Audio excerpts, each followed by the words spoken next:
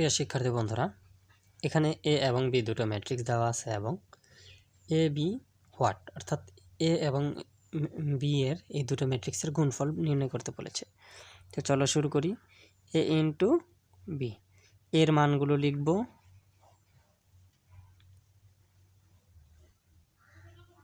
Into চিহ্ন দিয়ে B এর মানগুলো লিখব। এরপর আমরা কাজ করব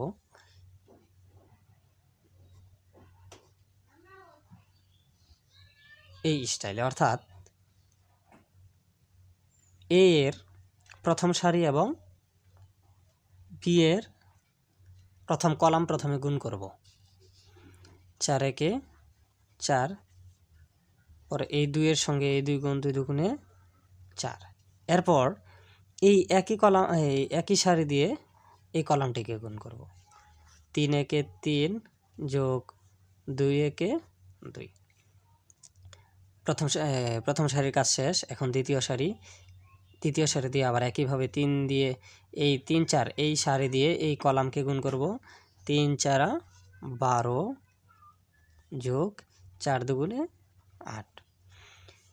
আবার এই সারি দিয়েই এই কলামটিকে গুণ করব। এই কলাম 3 3 9 4 একে 4। আবার শেষের সারি দিয়ে দুটো কলামকেই গুণ করব। 0 দিয়ে 4 রে গুণ করলে 0, 1 দিয়ে 2 কে গুণ করলে 2, 0 দিয়ে 3 কে গুণ করলে 0, 1 দিয়ে 1 কে গুণ করলে 1।